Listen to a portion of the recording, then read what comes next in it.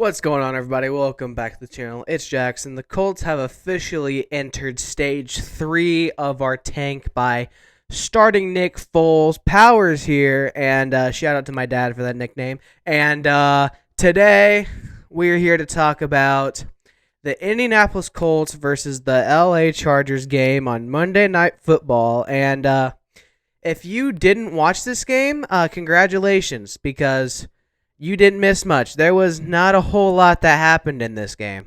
I mean, it's kind of boring, if I'm being honest. It was pretty boring and frustrating as well.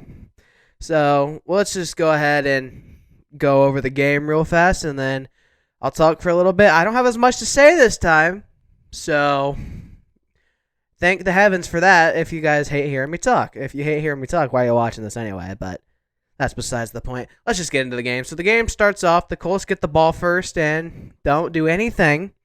And the Chargers get the ball. They don't do anything either. And then we get the ball back. Nick Foles throws an interception. But it's all right, though, because we get the ball right back on an interception by Thomas. And then Nick Foles throws another interception. Legit, like the next play, throws an interception. So that is three interceptions in like 9 plays. And after that, the first quarter ended with really nothing happening. And the second quarter started, the Chargers had the ball, and they finally put a drive together. Then they scored a touchdown to make the score 7-0. And then after a little while, we drove down, and then we kicked a field goal to make the score 7-3. And then at the end of the half, the Chargers drove down. They got a field goal to make the score 10-3 at halftime. The Chargers got the ball to start the second half, and they ended up not doing anything with it. Then the Colts got the ball, didn't do anything with it. And then the Chargers ended up kicking a field goal, and then a little bit after that, Nick Foles threw a pick, but the defense held. And then a little bit after that, the Chargers, they did their thing. We actually ended up getting a strip sack on Justin Herbert to set the offense up perfectly, and they ended up turning it over on downs, not doing anything with it. They were in field goal range, by the way. And then the Chargers went down. They scored a touchdown to make the score 20-3, and that ended up being the final score. Nick Foles threw like another interception between then, I think, and then the game ended with us losing 20-3. And despite us losing by 17, it was way worse than that. It was a really tough game to watch, if I'm being honest. Like, the whole time, I just wanted it to be over. Like, I was just hoping for a touchdown, and we didn't even get that. And like Pat McAfee said on his show today, the two best parts about the game were the national anthem and the halftime show. So I should tell you about how great this game went. It's obvious we're tanking. The defense played a pretty good game. You know, the Chargers have a good offense. Justin Herbert is him. He's not a social media quarterback. Emmanuel Ocho, you're a dumbass, because Justin Herbert is a great quarterback. But that's besides the point. The Chargers were going to get their touchdowns regardless, and the offense just didn't help the defense out at all, and we got a lot of problems. The defense played, I think this was probably the best game they've played in a while, but of course it's wasted by a stupid offense. You know, I saw a stat last night that the Colts have more sacks this season. The D-line's like broke a franchise record for sacks, I think, in a season. The last time we had as many sacks as we do was 2005, and we were a playoff team that year, and we're the number 1 team in the AFC in 2005. It's just unfortunate that now we have a defense that's getting all these sacks in a season, breaking franchise records and stuff, and the offense isn't doing anything to help them out. I mean, it's just kind of ridiculous at this point. Like, I understand the Chargers scored points, but at some point the defense was going to let up, because the defense can't win you games when your offense is scoring 3 points. It doesn't matter what. It doesn't matter. You could be the 85 Bears and you're not going to win a game if your offense is only scoring 3 points. That's just not how that's going to work. But a big part of that, maybe we're tanking because Nick Foles, he sucks. He's not a good quarterback. He threw 3 picks. 3 picks. No touchdowns. He didn't get to 100 yards till the fourth quarter. Nick Foles had a bad game, dude. Herbert had a pretty decent game. I think he had over 300 yards. He didn't have a touchdown. He did throw a pick, but he was efficient for the most part. And then Eckler had 2 touchdowns.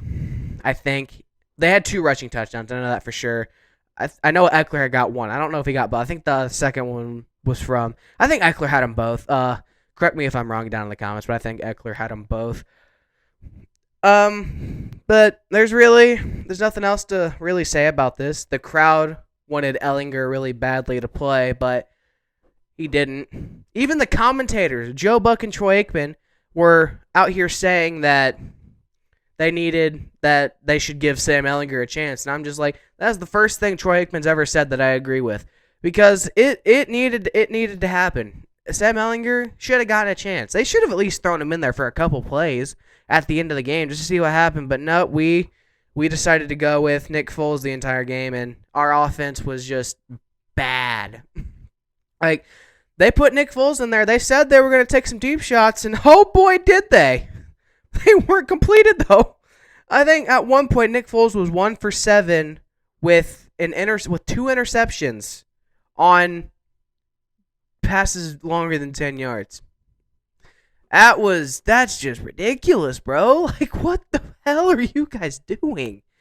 Like, I don't know. It's very obvious Nick Foles isn't the answer, but with this loss, the Colts are now at number 5 in the draft. I did see a stat.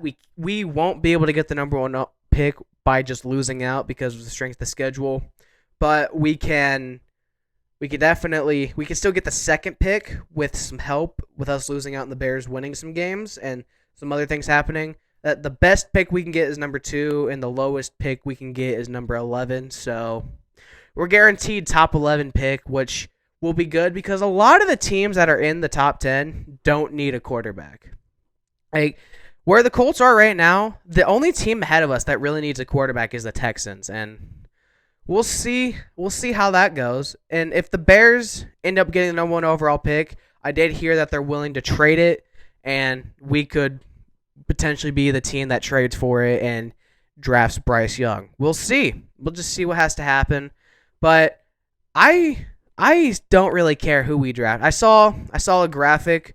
It was Mel Kiper's top 4 quarterbacks on the ESPN pregame show last night, and the top 4 were Will Levis, Bryce Young, C.J. Stroud, and Anthony Richardson.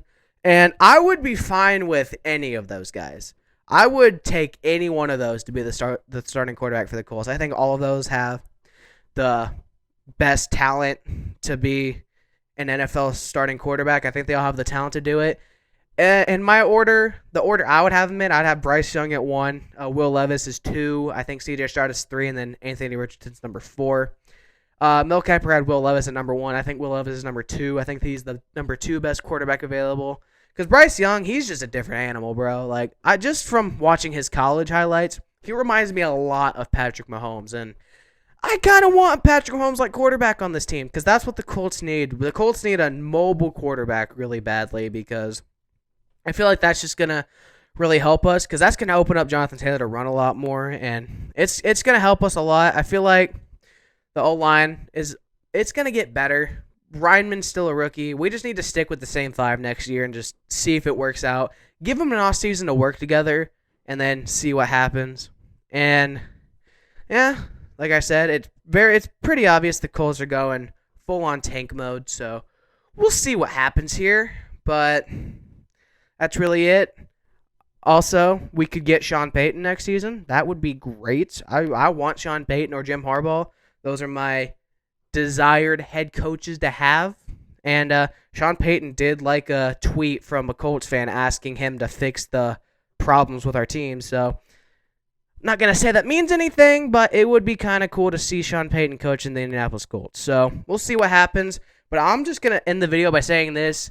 Don't let us get Bryce Young and Sean Payton because it's not going to end well for the rest of the league. I'm just going to end the video by saying that. But with that being said, thank you guys for watching this video. If you guys liked it, don't forget to like, comment, and subscribe.